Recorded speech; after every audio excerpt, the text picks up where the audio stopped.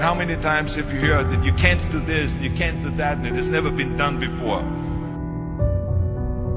Just imagine if Bill Gates had quit when people said it can't be done.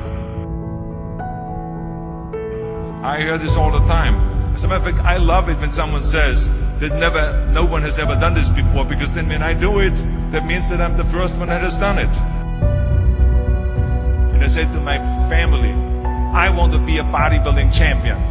Now you can imagine how that went over in my home in Austria. My parents, they couldn't believe it. They would have been just happy if I would have become a police officer like my father, or married someone like Heidi, who had a bunch of kids and ran around like the Van Trapp family in Sound of Music.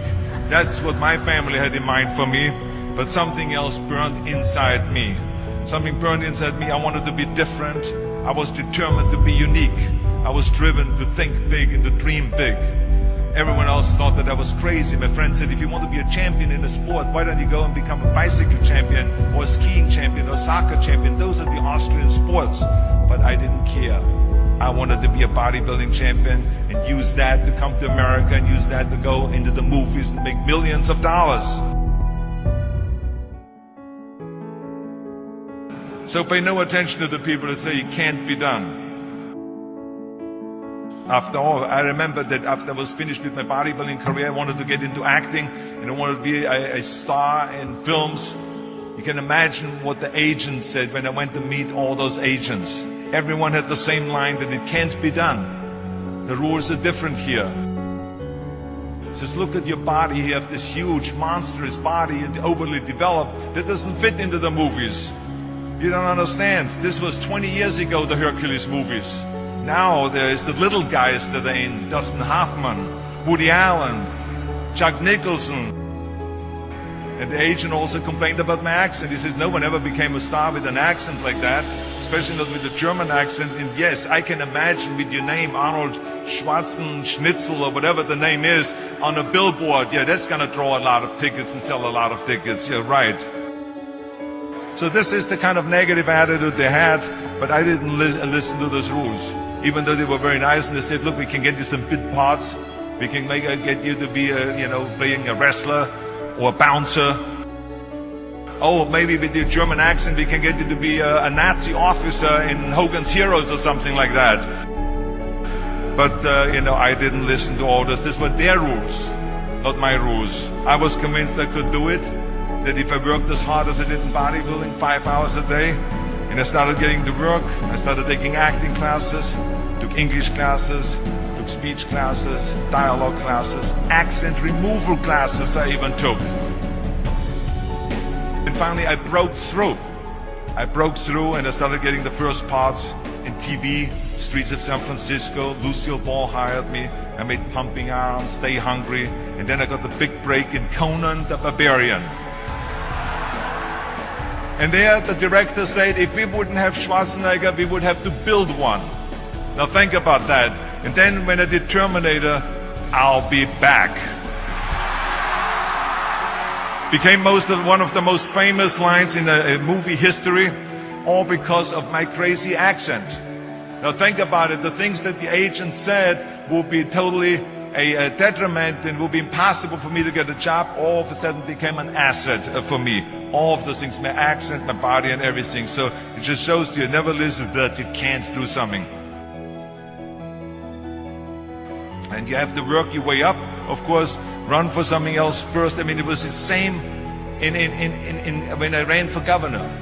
The same lines, that you have to work your way up, it can't be done. And then, of course, I ran for governor, and the rest, of course, is history. They said you have to start with a small job as mayor, and then as assemblyman, and then as lieutenant governor, and then as governor.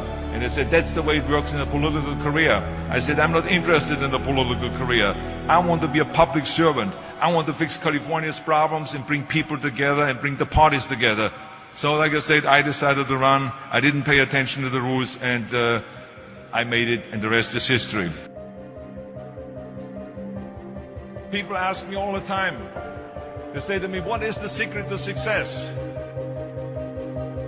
So many young people are getting so much advice from their parents and from the teachers and from everyone.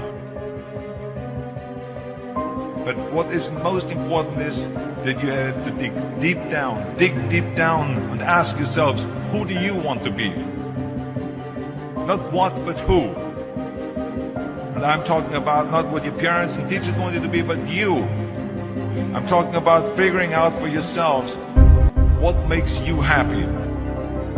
No matter how crazy it may sound to the people. I spent a lot of time by myself so I could figure out and listen to what is inside my heart and inside my head. Something burned inside me. I wanted to be different. I was determined to be unique. I was driven to think big and to dream big. I always wanted to be very intense. I always wanted to be number one. I took it very seriously in my career. And so this intensity always paid off for me. This commitment always paid off for me. I didn't want to just be a bodybuilding champion. I wanted to be the best bodybuilder of all times. I didn't want to just be a movie star. I wanted to be a great movie star that's the highest paid movie star and have the BAFTA title billing. I mean, how many times have you heard that you can't do this and you can't do that and it has never been done before? I hear this all the time. I was told to my face, you're nothing but a giant muscle. You can't act. You have no future and you have an accent that is laughable. That just shows you again so much for it can't be done. This is why I try to tell you, anything and everything can be done if you can visualize it, if you believe in yourself. You're going to find the naysayers in every turn that you make. Don't listen. Just visualize your goal, know exactly where you want to go. Trust yourself. So pay no attention to the people that say it can't be done. Trust yourself no matter what anyone else thinks. What is the point of being on this earth if all you want to do is be liked by everyone and avoid trouble? We have so many rules in life about everything. The only way that I ever got any place was the breaking some of the rules. It is impossible to be a maverick or a true original if you're too well behaved and don't want to break the rules. You have to think outside the box. Now, of course, this journey is not going to be without any setbacks and failures or disappointments. That's just the way life is. Don't be afraid to fail. You can't always win, but don't be afraid of making decisions. You can't be paralyzed by fear of failure, or you will never push yourself. You keep pushing because you believe in yourself and in your vision. And you know that it is the right thing to do, and success will come. So don't be afraid to fail.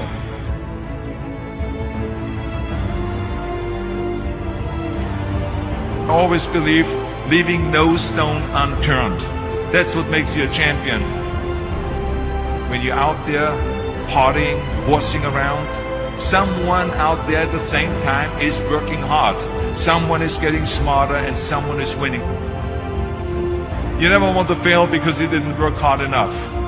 But if you want to win, there's absolutely no way around hard work. No pain, no gain. Whatever path that you take in your lives, you must always find time to give something back. Something back to your community, give something back to your state or to your country. Tear down that mirror.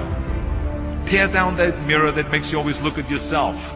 And you will be able to look beyond that mirror. And you will see the millions of people that need your help. Reaching out and helping people will bring you more satisfaction than anything else you've ever done. Trust yourself, break some rules, don't be afraid to fail, ignore the naysayers, work like hell, and give something back.